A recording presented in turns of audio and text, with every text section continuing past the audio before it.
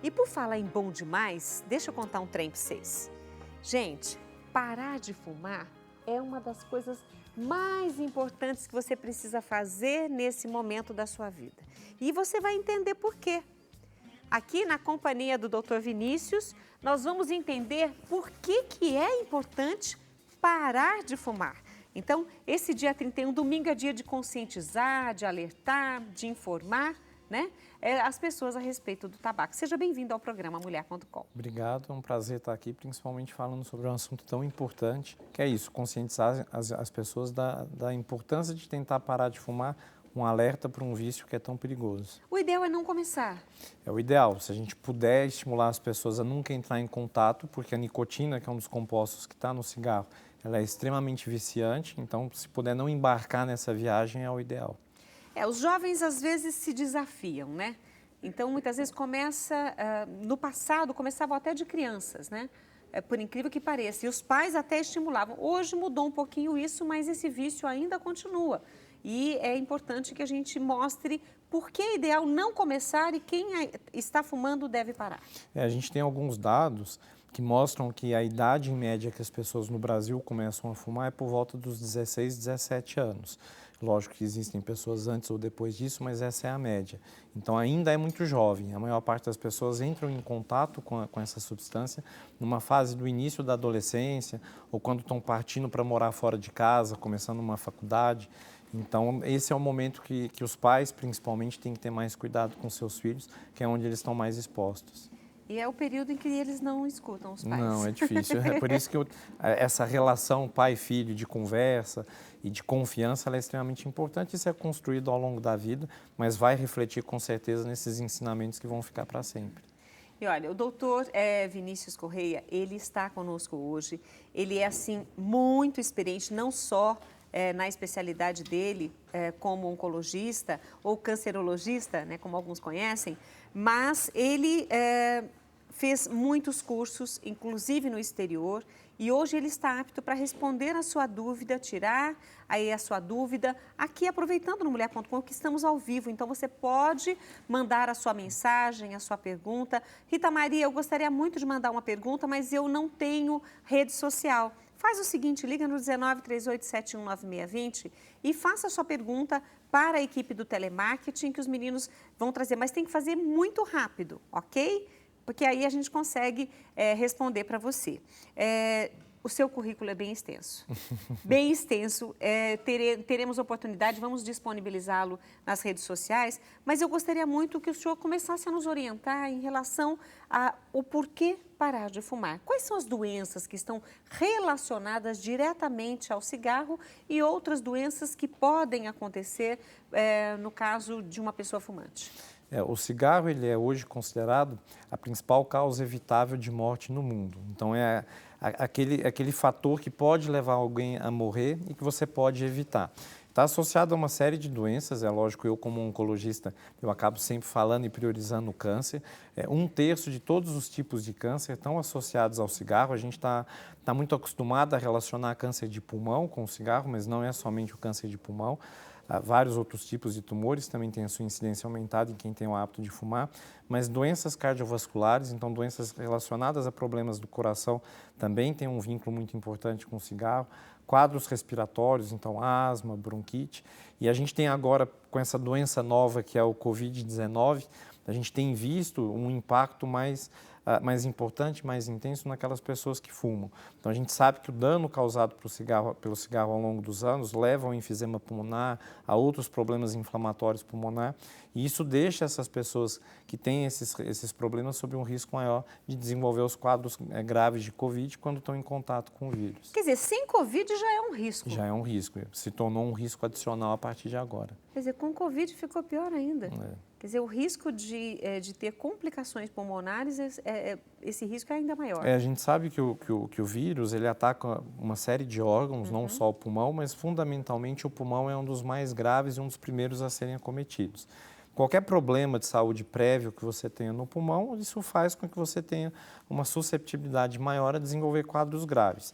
E os danos causados pelo cigarro é um deles. A gente sabe, por exemplo, na Itália, que foi um dos países mais acometidos na Europa e no mundo, uma das causas que estão relacionadas a eles terem tido quadros tão graves é porque eles têm uma população muito jovem tabagista. O número de pessoas tabagistas na Europa em geral, mas na Itália especialmente, é muito alto e talvez esse fator tenha contribuído para eles terem tido uma situação tão grave como aconteceu. Perdão, a maioria dos países ainda está levantando dados. Aqui no Brasil também, vários hospitais estão aí seguindo um protocolo, os hospitais que estão participando, para identificar muitas coisas, não só o uso de remédio, mas comportamento, porque um organismo é diferente do outro. Sim, as respostas são As respostas são também diferentes, mas eu gostei desse seu comentário, quer dizer que na Itália, pelo número de tabagismo ser elevado, também essa doença acometeu mais pessoas. Eles têm outros fatores, um número de pessoas idosas muito alto, que também estão muito suscetíveis a terem quadros graves. Então, são vários fatores que se juntaram, talvez para ter tornado a situação lá mais intensa. Mas, com certeza, o tabagismo foi um fator que influenciou. Olha, a Jurema Valente, obrigada, Ju, de participar conosco. Ela disse que a pauta é muito interessante e uma vez que estamos passando por momentos difíceis, onde priorizar a saúde e os bons hábitos é imprescindível. Parar de fumar é um bom hábito. Quer dizer, é uma boa proposta. É uma boa proposta. Eu acho que de novo, como é um dos principais fatores que levam ou que podem levar a doenças graves, a gente estimular que as pessoas que fumam parem de fumar e aquelas que nunca fumaram não entrem nesse vício, eu acho que esse alerta é constante. O dia 31 de maio é o Dia Mundial Sem Tabaco, então a gente chama a atenção para esse vício, mas eu acho que esse alerta ele deve ser dado o ano inteiro por todo mundo. Acho que a gente tem o papel, os médicos, de influenciar os pacientes, mas a gente em casa, aquelas pessoas de quem a gente gosta, de quem a gente ama, a gente possa influenciar essas pessoas a cada vez mais se sentirem pelo menos dispostas a tentar. Não é fácil, a gente ouve casos de pessoas que falam, eu decidi da noite para o dia que não ia fumar mais e consegui, mas a grande maioria vai precisar de ajuda, vai precisar de um profissional, não só médico, mas outros profissionais da área de saúde, como psicólogos, eventualmente psiquiatras. O importante é que ele esteja disponível e disposto a tentar. Eu acho que essa disposição é o primeiro passo.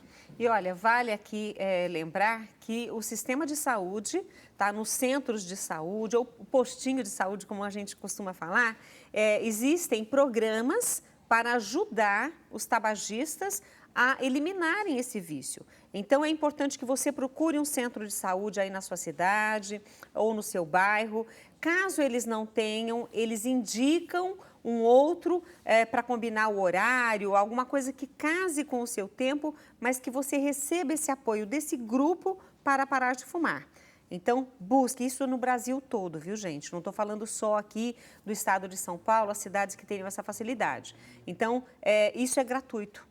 Então, quem fala, eu não posso parar de fumar porque eu não consigo pagar um tratamento, então tente, pelo menos através dos grupos de ajuda, a parar de fumar. E o mais importante é que nesses grupos também, até com o apoio do governo federal, tem os adesivos e outros medicamentos que ajudam essa pessoa a parar de fumar, não é, doutor? O Brasil ele é considerado um caso de sucesso no mundo no combate ao tabagismo. A gente conseguiu reduzir nos últimos 25 anos quase 50% do número de fumantes em proporção à população. E uma das medidas que foi tomada e que funciona muito bem é justamente o sistema público de saúde no Brasil ofertando o tratamento e profissionais para poderem lidar de forma adequada com essa doença, né? O tabagismo ele é uma doença crônica e tem que ser tratado como uma doença. Então, hoje, pelo SUS, você consegue uma série de medicamentos, alguns antidepressivos que ajudam a diminuir a necessidade pela nicotina, a disponibilidade gratuitamente de adesivos ou as balas de goma de nicotina que evitam que você tenha aquela necessidade pelo cigarro no começo da tentativa de parar, além do próprio profissional, psicólogos. Então, o Brasil tem conquistado um lugar de destaque no combate do tabaco e o SUS ele tem um papel muito importante nisso e funciona muito bem.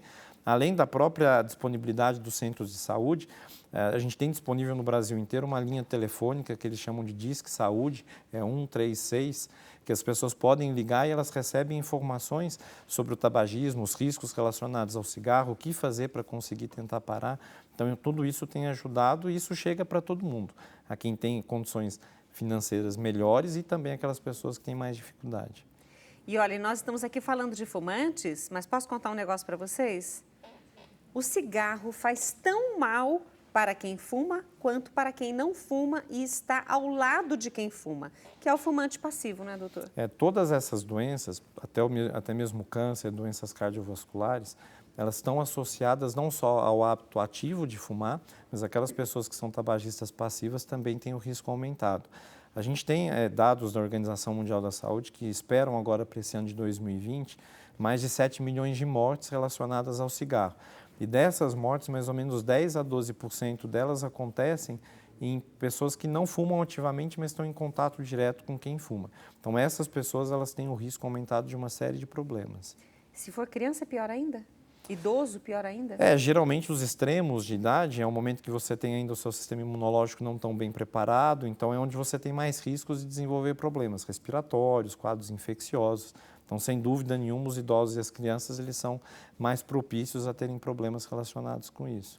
Doutor, vamos fechar o nosso tema, lembrando que estamos vivendo numa pandemia.